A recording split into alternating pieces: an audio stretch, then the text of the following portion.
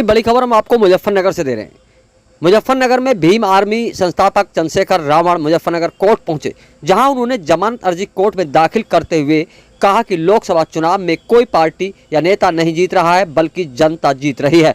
रावण ने कहा कि विपक्ष ने भी अच्छा कोई काम नहीं किया, इसलिए विपक्ष भी नहीं जीत रहा। चंद्रशेखर रावण ने मीडिया से बात करते हुए कहा कि हमारे कंधों पर बड़ी जिम्मेदारी है, दलित पर झूठे मुकदमे लगाकर जुल्म किया है। सरकार ने धर्म जाति के नाम पर पिछड़ों पर, किसानों पर और मुसलमानों पर बहुत जुल्म हो रहा है। उसको रोकने के लिए हम जनता की मजबूत आवाज बनेंगे। आरएसएस और भाजपा की जो मंशा संविधान समर्थन के प्रति नहीं रही है, आज जिस तरह तानाशाही का दौर चल रहा है, उसी प्रकार जनता के मन में भी इस सरकार के खिलाफ अविश्वास बना हुआ है। आरक्षण तो खत्म ही कर दिया इन्होंने। मैं आपको बता रहा हूं, गठबंधन नहीं बल्कि जनता चुनाव लड़ रही है।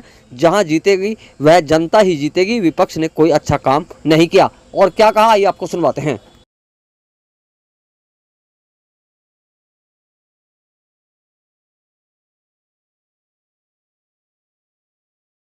देखिए, आपको याद होगा जिला पंचायत का चुनाव हुआ और उस जिला पंचायत के चुनाव में पहले दिन से लेके किसी का पर्चा खारिज कराओ, किसी को जबरदस्ती डरा के बिठाओ, और जो नहीं डर पाए, जो चुनाव लड़ने काम किया, उन पे पुलिस के जरिए जिस तरह से उनको दबाव में लेने काम किया, झूठे मुकदमे, तमाम चीजें मेरे अच्छी तरह याद है कि मैं अपने प्रत्याशियों के समर्थन में आया था। कोरोना काल था, बड़े नेताओं ने फोन किया पुलिस के लोगों को कि चंद्रशेखर को प्रचार न करने दो। 3 गाड़ियों से हम लोग प्रचार कर रहे थे, परमिशन का कार्यक्रम था, सब कुछ, लेकिन पुलिस ने झूठे मुकदमे लिखे अपने नेताओं को, सरकार के नेताओं को खुश करने के लिए। उन्हीं का परिणाम। तो आज मैं जहां माननीय न्यायालय में एक मुकदमे में अपनी बेल के लिए जो है आया था, और माननीय न्यायालय का मैं धन्यवाद करूंगा कि उन्होंने हमारी बेल अर्जी स्वीकार की और हमें बेल।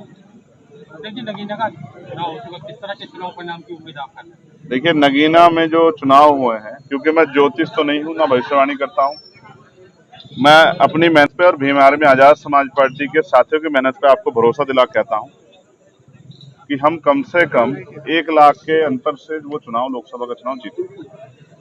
और वही नहीं, जिन सीटों पे हम लड़े हैं, हमने बहुत ईमानदार से मेहनत की है पिछले 3 साल में। 2022 का चुनाव हारने के बाद हमने ये तय कर लिया था कि हमें इस अपमान को सम्मान में बदलना है। तो हमने जन समर्थन अपने पक्ष में करने के लिए तमाम लड़ाइयाँ लड़ी, तमाम संघर्ष किया। 49 शिक्षक भर्ती भी उसमें ही है, पुलिस भर्ती भी उसमें ही है, अग्निवीर का मामला भी उसमें ही है, और जो हाथरस से लेके उन्नाव, दिल्ली, तमाम जो जुल्म हुए गरीबों पे, कमजोरों पे, वो सब उसी में।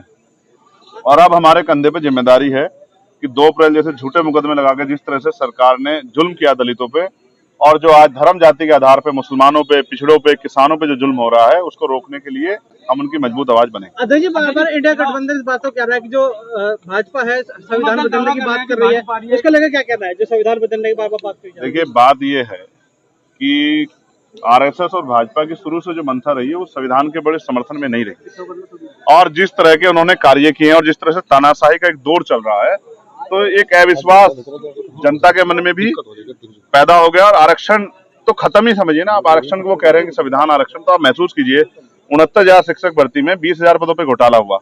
आपने जिसने चोरी की थी 420 का मुकदमा जिस पर दर्ज हुआ शिक्षा मंत्री को, उसको बचा दिया, और जो 6,800 नियुक्तियां आपने गलती मान के निकाली, अब तक उन बच्चों को नियुक्तियां नहीं दी। तो इसका मतलब आप अधिकारियों के साथ तो घोटाला कर ही रहे हैं। इसलिए संविधान के आधार पे देश नहीं चल रहा है, इसलिए बार बार कहा जा रहा है। जबकि भाजपा के नेता भी इस पर बयान दे रहे थे, बयान देने की जरूरत क्यों पड़ रही है?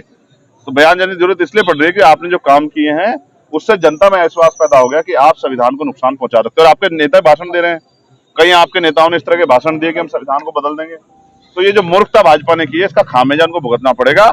और मैं आपसे फिर कह दूं, अलायंस नहीं, जनता चुनाव लड़ रही है, और जनता में महंगाई, बेरोजगारी और तमाम तरह से जो कानून व्यवस्था में खराबी है, और जिस तरह से देश की इकोनॉमी गिर रही है, जनता विरोध है, जनता चुनाव लड़ रही है, और जहां जीतेगी वहां जनता जीतेगी। विपक्ष ने बहुत कुछ अच्छे काम नहीं किए कि मैं कह दूं विपक्ष जीतना। 4 जून के बाद क्या आप बसपा को समर्थन की बात मन में कोई भी, मतलब किसी पार्टी को समर्थन की बात? ये क्या सवाल पूछा आपने?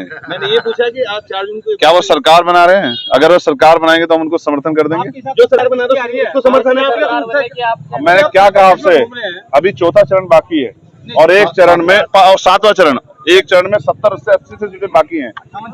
58 सीटें, आप समझिए 58 सीटें बहुत बड़ा मैंडेट है भाई। इसके हुए बगैर हम कैसे फैसला कर लें?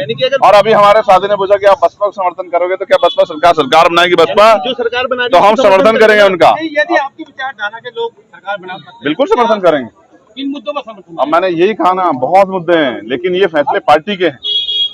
पार्टी जो फैसले करेगी, हम डुमरियागंज भी लड़े हैं और हमारे साथी स्वामी प्रसाद मौर्य जी कुशीनगर भी लड़े हैं, तो जो हमारे साथी जीत के आएंगे, हम लोग बैठ के और पार्टी हित को और संगठन को और अपनी विचारधारा को इसमें ध्यान में रख के फिर उससे फैसले लेंगे कि हमें किसको मदद करनी है। क्या लग रहा है इस बार इंडिया गठबंधन कितना मजबूत रहेगा?